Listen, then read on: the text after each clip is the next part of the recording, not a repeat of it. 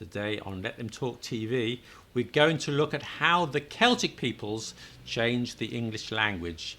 And yes, a word about pronunciation, it's Celtic, not Celtic, unless you're talking about a Glasgow football team. Let me ask you a question. Who were the native Britons? We know who the Native Americans were, but the island of Britain was uninhabited until 12,000 years ago, so we're all immigrants. But there have been many invasions over the millennia. We'll look at that as it's important to our story. Recently, as a result of DNA evidence and linguistic research, we know a lot more about this subject than we did even a few years ago. It's a fascinating story that goes back a long, long time. You won't want to miss this, so stay tuned. First, a word about sources. Much of the linguistic evidence on this subject I got from this excellent book by John McWhorter, Our Magnificent Bastard Tongue, and I'll put a link to this in the description if you want to read more. And also there are a number of other sources, links in the description. This story goes back a long way. When exactly the Celts first arrived in Britain, we're not exactly sure. The first reference to the Celts was made by Pytheas around 330 BC, but our story could go back much further. And who were there before the Celts? In order to get a linguistic understanding of ancient Britain, we need to go back to the dawn of civilization. Now, hold on to your hats, because I'm going to cover several thousand years of the history of Britain in just a few minutes. Now, this is a gross simplification, but it's important for the historical context, and with that in mind, let's dive in. There were modern Homo sapiens in Britain as far back as 40,000 years ago, and fossils of Neanderthals stretching back 400,000 years. However, recurring ice ages meant that Britain was uninhabitable to mankind for many periods of prehistory. Britain has been continuously inhabited for about 12,000 years. Until about 6,500 years BC, Britain was not an island. It was connected to the rest of the continent by an area now submerged in the North Sea called Doggerland. So early settlers could have simply walked from the continent to Britain. Rising sea levels cut Doggerland off from the rest of the continent. Doggerland became an island about 5000 BC, after which it got completely submerged by the North Sea. If we take 9000 BC as our starting point, this was the Mesolithic or Middle Stone Age, and the people of Britain would have been hunters and gatherers. The population would have been small, with isolated tribes living across Britain. We don't know what language or languages they spoke, and DNA evidence suggests that they share genetics from people of northeast Europe. From about 4000 BC, waves of immigration from Europe brought new people and new technology to these shores. These were the Neolithic or the late Stone Age people, and they were farmers. The hunter-gatherers way of life was replaced by a Stone Age society based on agriculture. DNA evidence tells us that the population of Britain at that time largely consisted of people with genetic origins of areas of Anatolia, and these populations had moved to Britain over many centuries via the Iberian Peninsula. They would have had dark coloured skin, darker than mine, probably akin to the colour of people of northern India today. Curiously, Neolithic people were shorter than the hunter-gatherers. We often assume that the human race gets taller and taller as time progresses, but that's not necessarily the case. Stonehenge and other Neolithic sites around the British Isles were built by these Neolithic tribes. Stonehenge, or the main part of it, was built not by tall, blonde-haired, blue-eyed druids, as is often the cliche, but by short, dark-skinned people. The Druid religion did not exist for thousands of years until after it was built. What about languages? Once again, there being no written records, we don't know what languages these people spoke. Ancient DNA records show us that a new migration from around 2800 BC took place, which almost completely replaced the Neolithic populations. These were the Bell Beaker peoples, so called because of their beakers, which were distinct types of pottery discovered on archaeological sites across Europe. These people mostly had Central European ancestry with lighter skin than the Neolithic peoples. 90% of Britain's Neolithic gene pool was replaced with the coming of the Beaker people. With the Beakers came the Bronze Age. They used copper and bronze tools and implements. What language did they speak?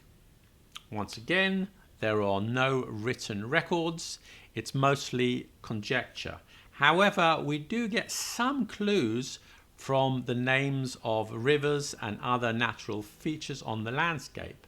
For example, the River Thames that runs through London, does that cognate with the word for dark in Latvian Tumšs, or Lithuanian tamsus, and other older Indo-European languages, or is it just a coincidence? Some linguists have hypothesized that the Bell Beaker spoke a language that was the common ancestor of both the Italo and Celtic language groups.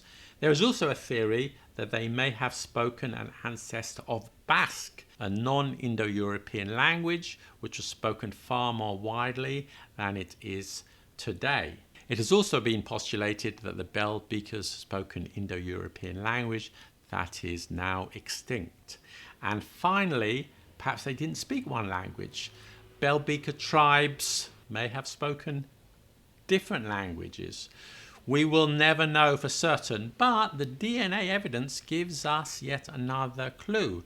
They originated from the Pontic-Caspian steppe around 3000 BC, where Proto-European was spoken, which supports an Indo-European language hypothesis. From about the 7th century BC, Celtic tribes arrived in Britain. Note that at this time, the Celtic peoples ruled great swathes of Europe. Now, the traditional view was that the Celts conquered the country, replacing the Bell Beaker population, but recent DNA evidence shows that this was not the case. In fact, the Celts likely took control in a more gradual fashion and mingled with the Bell Beaker populations, who, over time, adopted Celtic technologies, farming methods, and language. The Celts spoke a Proto-Celtic language at that time, and that later diverged into Brittonic languages of Welsh, Cornish, Cumbric, and Breton language, spoken in present-day Brittany now. Another branch of Celtic languages, called Goidelic, probably came across from Ireland, and these languages include Gaelic, Irish, and Manx. For several hundred years, the Celts remained the dominant force on the island of Britain. They spread their culture and language, but their rule would come to an end in 43 AD when the Romans invaded. The Roman garrisons remained in Britain until 410 AD.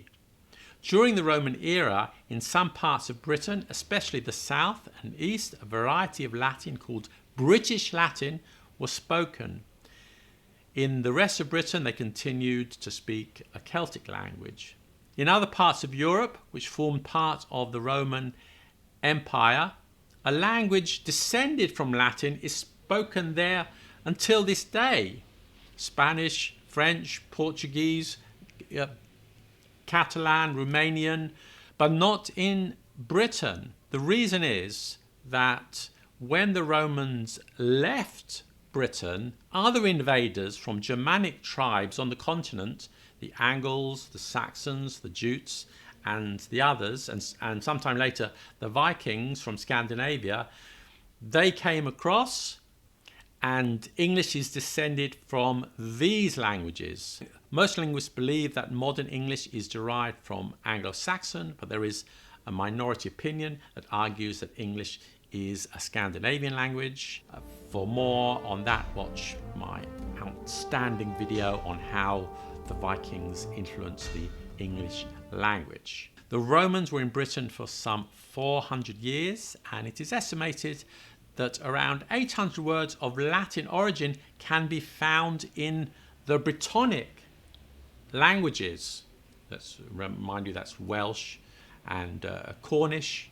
However, because we got a whole new people entering the country after the Romans left, and therefore the vocabulary of English is descended from these new invaders and not the indigenous peoples.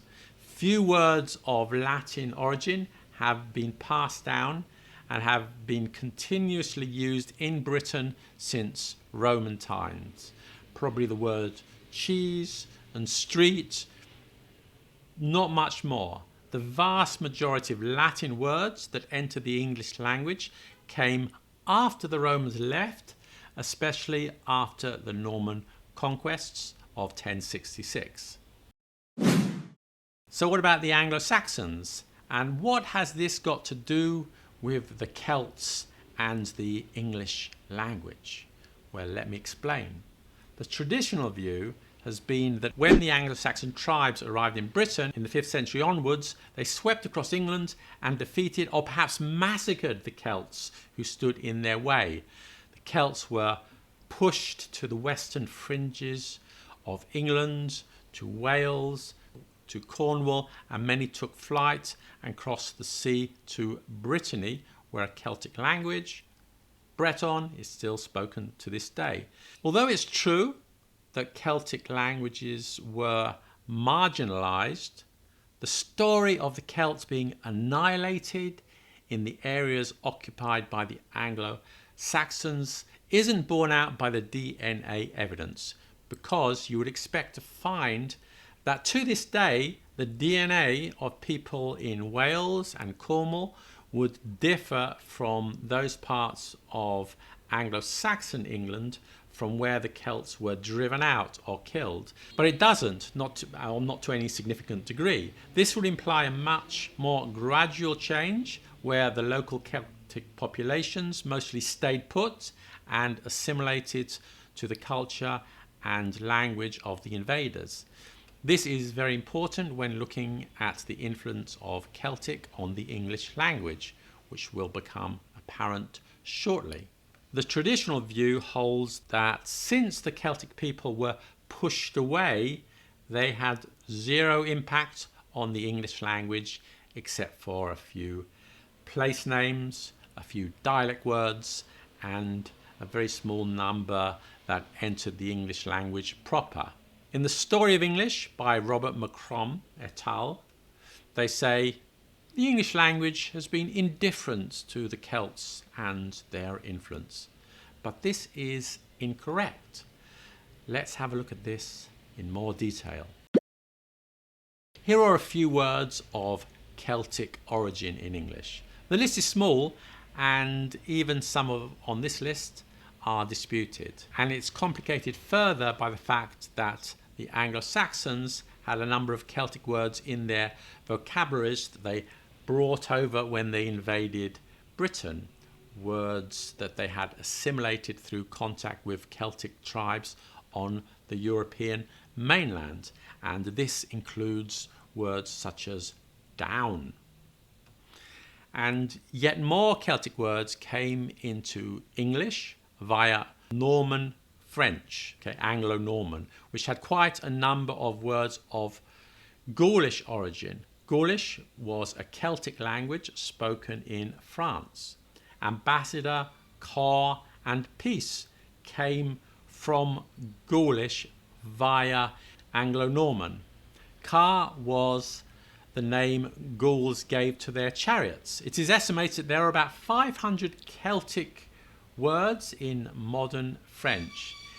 Even the way the French use numbers, 80 is 80 in France, and that's literally 420s, and 90 is 90, 420 and 10. And this is how the Celts used to count. So there's a lot of Celtic found in French. However, the Celtic influence on the French language is beyond the scope of this video. So let's return to English. Now, words English gets directly from Brittonic languages is indeed small.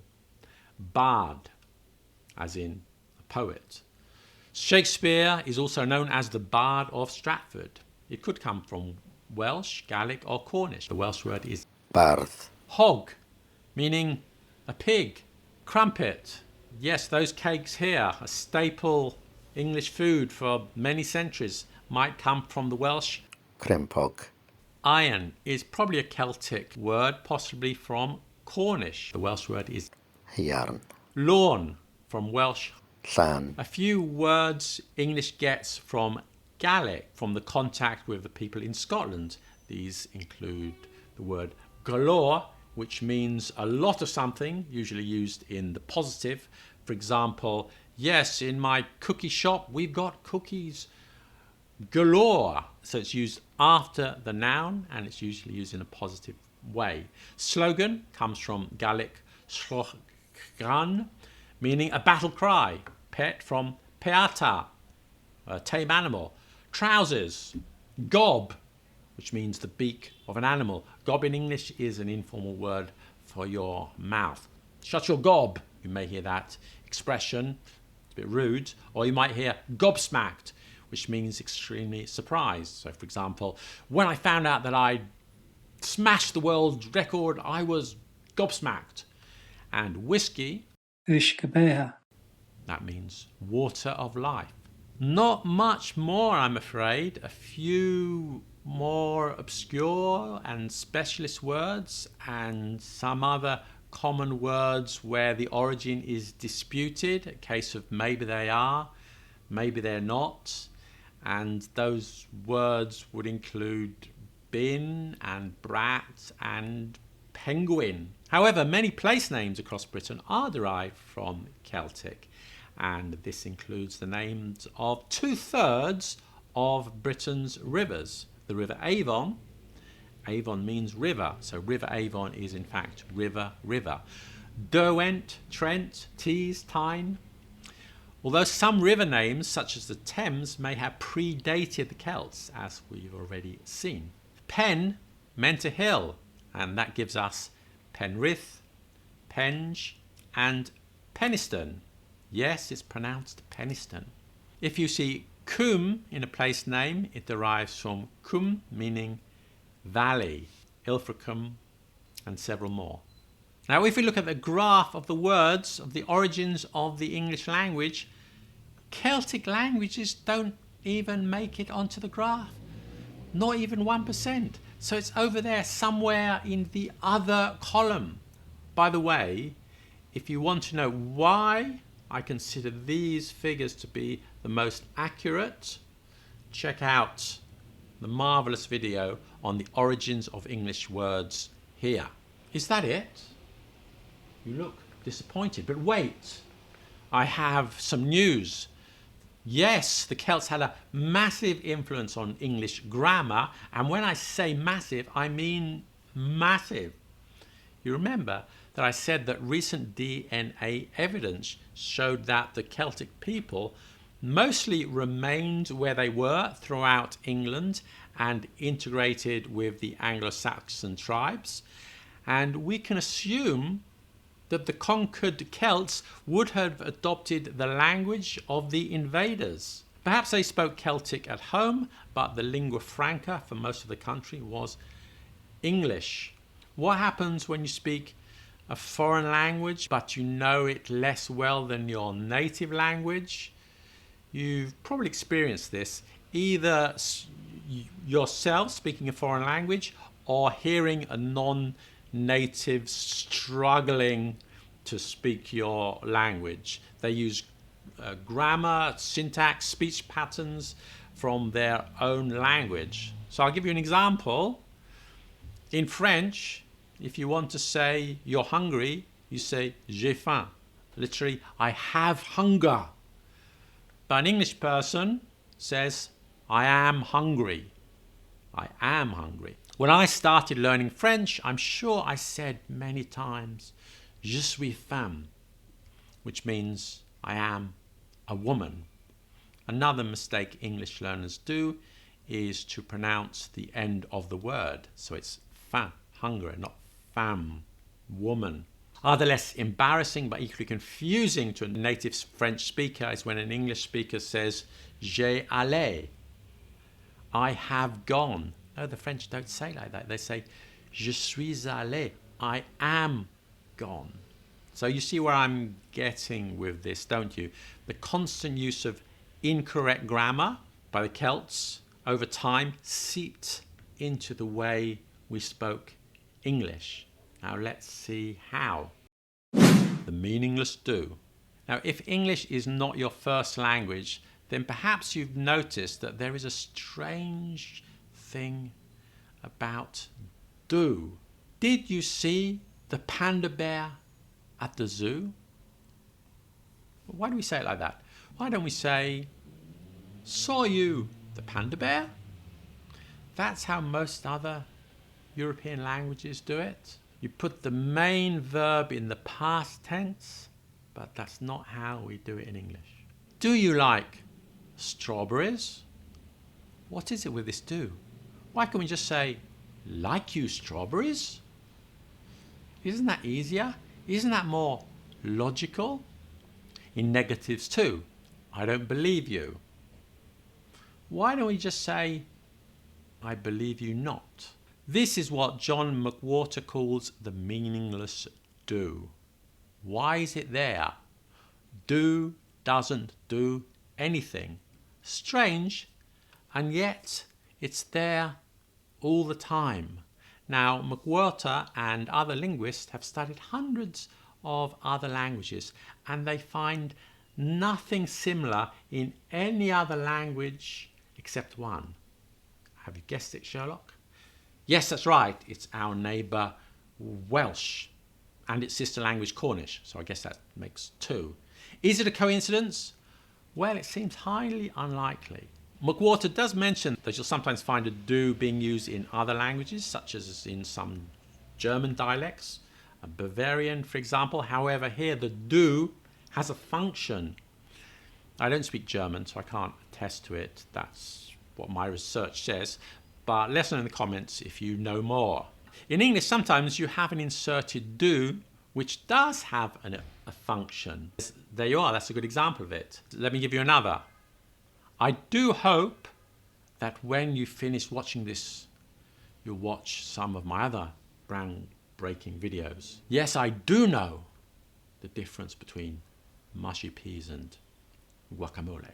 So these do's, do hope, do know, etc., are not the same because it emphasizes a sentence. This type of do is called the emphatic do. It is not a meaningless do because it's useful. It has a purpose. However, go back into history, go back to Shakespeare's time, and a do or does or a dust or doth gets added here or there to an affirmative sentence. Thou little knowest how thou dost startle me. If thou dost find him tractable to us, encourage him and show him all our reasons. And often these do's or dusts were meaningless. Yes, they may have given rhythm to the verse, but they serve no other function. We use the meaningless do in questions and negatives. And guess what? Welsh and Cornish use a meaningless do in questions and negatives. Here are some examples. I open the door. Wnes I agor y drws. Did I open the door? Wnes I agor y drws. I didn't open the door. Wnes I ddim agor y drws. This wnes means did. And notice the difference between Modern English and Welsh is that in Welsh, the meaningless do is also used in affirmative sentences in past tenses. And even though we don't say it today, it's exactly as it was used in Elizabethan times in the examples we looked at from Shakespeare earlier. When did the meaningless do come about in English? Old English did not use do in this fashion. It only started appearing in Middle English. There is no meaningless do in Old English. That is until 1066. In fact, we don't see it until the Middle English period. Chaucer used it once in the Canterbury Tales. Fader, why do ye weep? 1387. And he probably used it for a little local colour, as it wasn't standard English at that time. However, and this is revealing as it shows that it was characteristic of colloquial English but hadn't yet entered the mainstream. Here is an early reference to it in 1451. I hope ye shall be at home so soon that I will do write no more tidings to you.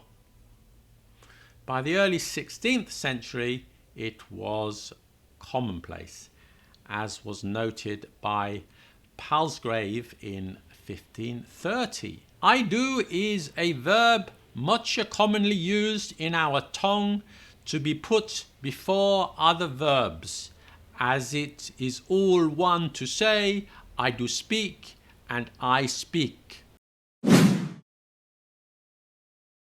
If the Celts and the Anglo-Saxons were indeed sitting at the same benches drinking chalices of mead together from the 5th century, why did it take 1,000 years for it to enter the English language? McWhorter explains that from the Norman invasion in 1066, French was the language of the aristocracy. This was so for 300 years. The second language of England at that time was Latin. So English was relegated to the 3rd place in its own country. Not much English was written down at that time. If it had been, we would have had examples from regional dialects of the southwest. And eventually this meaningless do did enter the English language in the early 16th century. Present continuous. In English, when you want to indicate that an action is happening now, you must use the present continuous. That's the subject plus the verb to be plus the verb ending in ing. For example, what are you doing now? You're watching a video. What about me? Well, I'm drinking coffee. In other languages, you could simply say, I drink coffee, je bois du café in French, but not in English. The way we use the present continuous is quite specific to English and, yes, you guessed it, Celtic languages. Other languages do have a present continuous, but much of the time you could just get away with present simple. So for example, if I see an English grammar book on the table, in Spanish, somebody asks, what are you doing? Let's say, ¿Qué haces? What do you do? And you'd reply in your best Castilian, estudio. Literally, I study. You could say, estoy estudiando. But the difference in English is that you don't have the choice. You cannot say, what do you do? Well, you can, but that's a question about your job. What you have to say is, what are you doing? And you can't reply, I study, I walk, I eat, unless you're talking about habits that repeat, not about what's happening now. I eat carrots every day. That's okay. But at this moment, I'm eating a carrot. That comes from Welsh. Dwi'n yfed coffi. And here's an example sentence of the present continuous in Cornish. Ma jomanat o canna. What's interesting is that in Scottish English, you'll hear some speakers use the present continuous even more than the English, such as in the sentence, "Are you wanting a coffee?" You won't hear that in England. Want is a stative verb, which means it's not usually used in the continuous tense, as with ing. Wanting, we don't normally say that. But sometimes it is in Scotland. Is it an influence of Gaelic? An beluegiri coffee. So thank you, Celts, for your fabulous contribution to the English language. And thank you for watching. More videos on the history of English language coming soon. Many thanks to Bill Hicks for his insight into the Welsh language and for his recordings of the Welsh and Cornish expressions in this video. Have a great day now. Bye.